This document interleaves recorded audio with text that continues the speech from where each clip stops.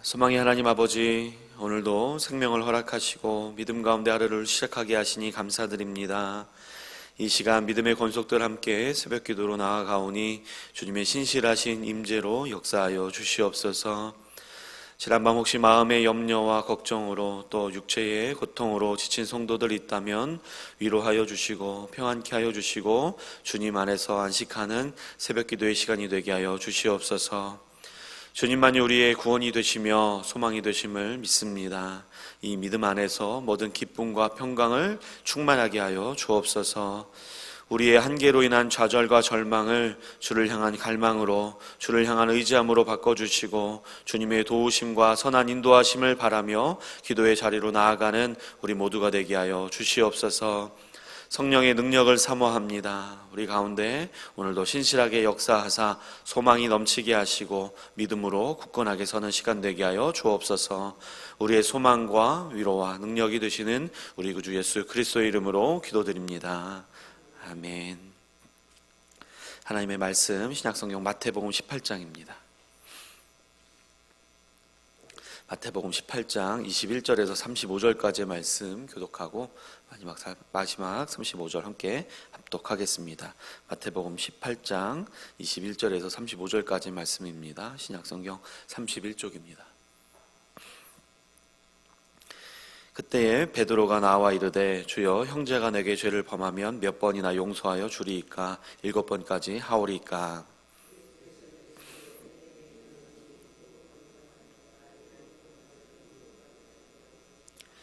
그러므로 천국은 그 종들과 결산하려 하던 임금과 같으니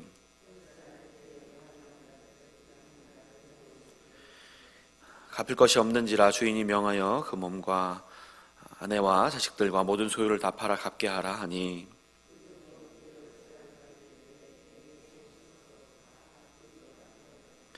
그 종의 주인이 불쌍히 여겨 놓아 보내며 그 빚을 탕감하여 주었더니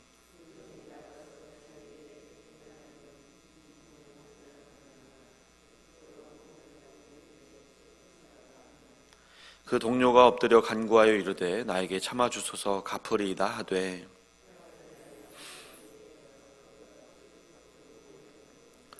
그 동료들이 그것을 보고 몹시 딱하게 여겨 주인에게 가서 그 일을 다 알리니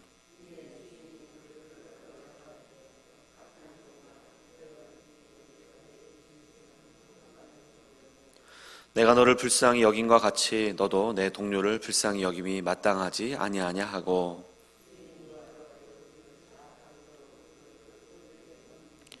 함께 읽겠습니다. 너희가 각각 마음으로부터 형제를 용서하지 아니하면 나의 하늘 아버지께서도 너희에게 이와 같이 하시리라. 아멘. 할렐루야.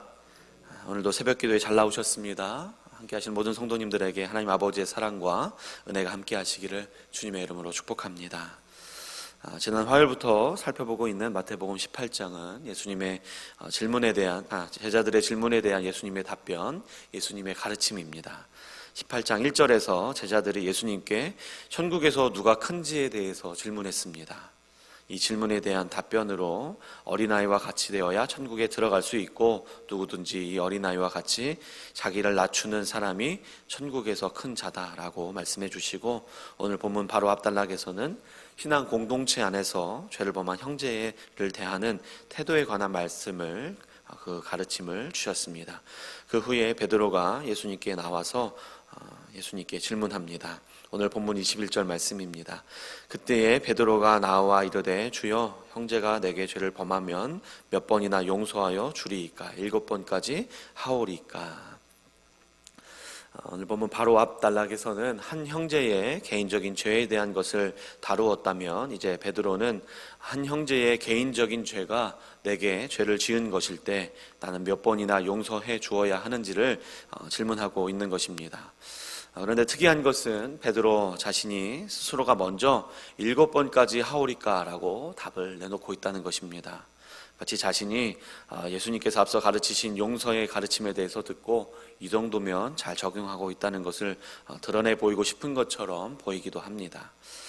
그 당시 유대교의 랍비들은 3번까지 용서하라고 가르쳤기 때문에 베드로가 7번까지 용서하오리까 라고 말한 것은 자신이 생각할 때 자신이 할 수 있는 최대의 용서를 말한 것이었습니다. 하지만 예수님께서는 7번뿐만 아니라 7번을 70번까지라도 용서하라라고 말씀하십니다. 숫자적으로 하면 베드로는 7번을 이야기한 것이고 예수님께서는 490번을 용서하라라고 말씀하신 것입니다. 이것은 우리 성도님들 익히 잘 아시는 것처럼 490번이라도 용서해라, 즉 제한 없는 용서를 말씀하고 계신 것입니다. 용서는 횟수로 제한할 수 있는 문제가 아니다. 용서는 제한이 없고 한계가 없는 것이 되어야 한다라는 것을 예수님께서 가르쳐주고 계신 것입니다. 사실 우리 인간에게 제일 어려운 것 중에 하나가 용서의 영역입니다. 오죽했으면 유대교에서조차도 3번까지는 용서하라고 가르쳤겠습니까? 하지만 우리 하나님의 자녀들에게 하나님께서 원하시는 용서는 한계가 없고 제한이 없는 용서입니다. 만일 용서가 쉬운 일이었다면 베드로가 예수님께 질문을 하지도 않았을 것이고 예수님도 7번씩 70번이라는 표현을 쓰면서까지 강조하지 않으셨을 것이고 또 이렇게 성경에 기록되어 오늘날까지 우리에게 말씀하고 계시지 않을 것입니다. 그렇게 이 새벽에 이 말씀을 통해 다시 정직하게 우리의 마음 가운데 용서를 잘 실천하고 있는지, 하나님의 뜻대로 우리가 용서를 잘 하고 있는지를 살펴보실 수 있기를 바랍니다. 유대교뿐만 아니라 믿지 않는 사람들도 내가 3번까지는 참고 용서하는데 그 뒤로 또 그러면 그 사람은 아웃이다 라고 이야기를 하죠. 그러면서 관계를 끊어버릴 어떤 기준을 이야기합니다. 이런 의견에 동의하는 사람들도 많을 것이고요. 혹시나 우리 성도님들도 이런 기준을 가지고 살아오신 분들도 계실지도 모르겠습니다. 하지만 우리 하나님의 자녀들, 성도들은, 그리스도인들은 예수님이 말씀하신 것처럼 어떤 횟수를 제한하지 않고 또 한계를 정하지 않고 끝까지 용서하는 삶을 살아가야 함을 기억하실 수 있기를 바라고, 믿음의 행함으로 용서의 열매를 풍성히 맺으시는 우리 새벽기도의 성도님들 되실 수 있기를 간절히 소망합니다. 그런데 문제는 이 용서가 앞서 말씀드린 대로 우리 인간에게는 결코 쉽지 않다는 것이 문제입니다. 아무리 인간적으로 성품이 좋고 착해도 또 교회를 오래 다니고 신앙생활을 오래 해오면서 또 제자 훈련을 받고 성경 공부를 많이 했다고 해서 더 쉽게 더 잘 용서할 수 있게 되는 것이 아니라는 것이죠.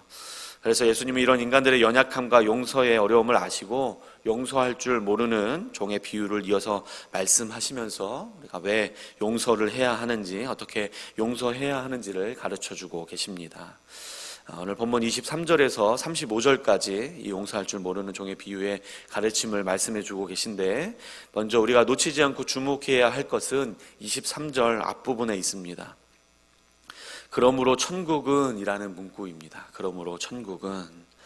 앞서 마태복음 18장의 시작이 제자들이 질문한 천국에서 누가 큰지에 대한 질문이었습니다. 그래서 제자들이 지금 바라보고 있는 그 천국, 즉 하늘나라인 하나님의 나라에서 용서의 의미가 무엇인지를 예수님께서 가르쳐주고 계신 것입니다.